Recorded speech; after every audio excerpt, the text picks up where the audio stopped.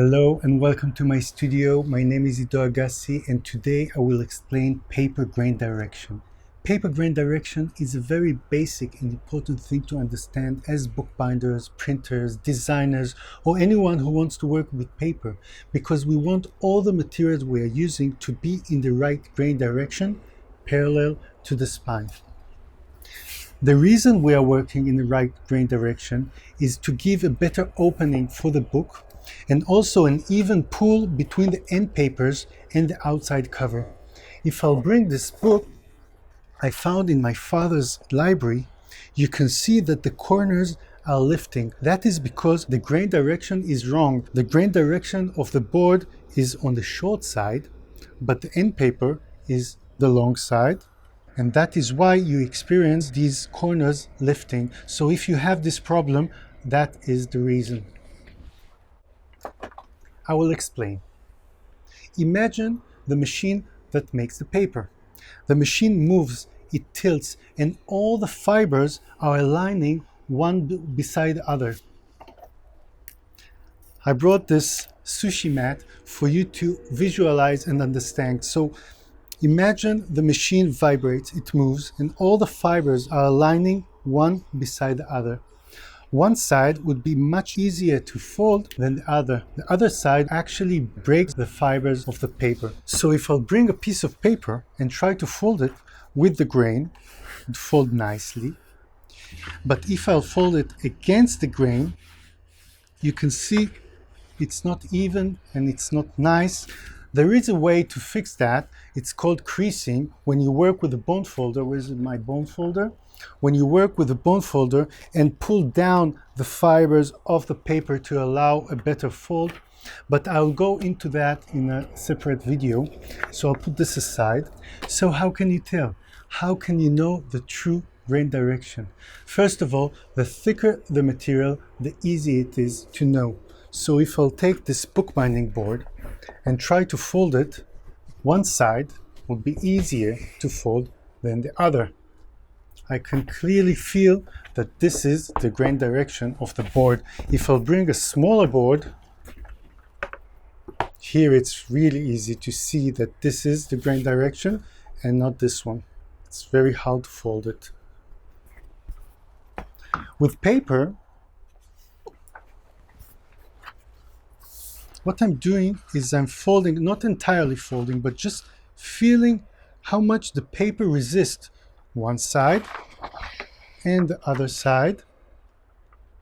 It comes with experience, but I can feel that here the paper is folding much easier than this way. And that means this is the grain direction. If I'll bring a sushi mat, this is direction of the fibers, and that is why this is much easier to fold. But sometimes it's much more difficult. Maybe the paper is very thin and maybe the paper is small and then you can't find the right grain direction. So I want to show you a trick.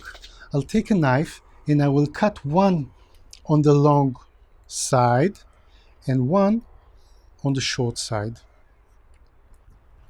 I'll bring some water and damp the paper. Look at it go. You can clearly see the grain direction now. This curve here, the paper is lifting, that shows us this is the grain direction. If I'll bring the sushi mat again, you will see what happens is the paper is damp, and when the paper is damp, the fibers are moving apart, okay? And when they are expanding and moving apart, that is why the paper is lifting, and that is why we know this is the grain direction. Okay, let me move this aside. So we as bookbinders want everything to be from top to bottom parallel to the spine. So if I'll take the book and this is the spine, we want from top to bottom the bookbinding board, the end paper, and the inside paper. By the way, If you're interested in bookbinding, I have several bookbinding beginners class on Skillshare. There, I take you step by step through the binding process with tips and tricks I found along the way and help you create your own book or your own binding. So in the description, I will add a link to Skillshare, and from that link, you get 1 month free. So back to paper grain direction. When you come to buy paper, you will hear the term long grain or short grain. Long grain would mean that the fibers of the paper are going on the long side of the paper, and short grain would be on the short side. Because I buy paper in big packs, on the pack itself, it is written, you can see here, 43 on 61 centimeters LG, which means long grain.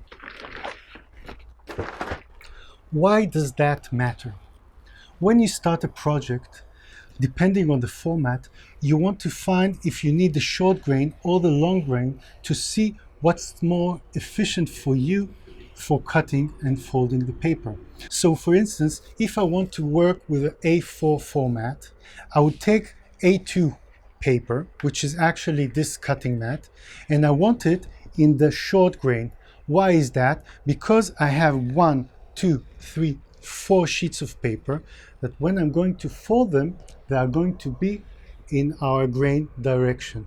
But if, for instance, I would like to work with a smaller paper, like the paper we already checked, this is the long side, and when I'm going to fold it, it's going to be folded in the correct grain direction on the long side.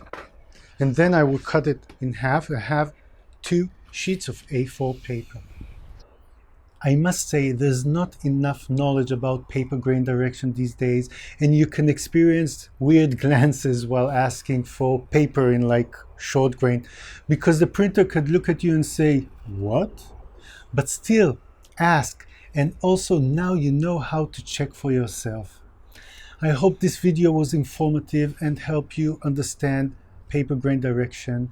If you like things related to letterpress, bookbinding, or box making, make sure to subscribe. It helps tremendously, and also I have a lot of more content I want to share with you. So thank you for being here, and I'll see you in the next video.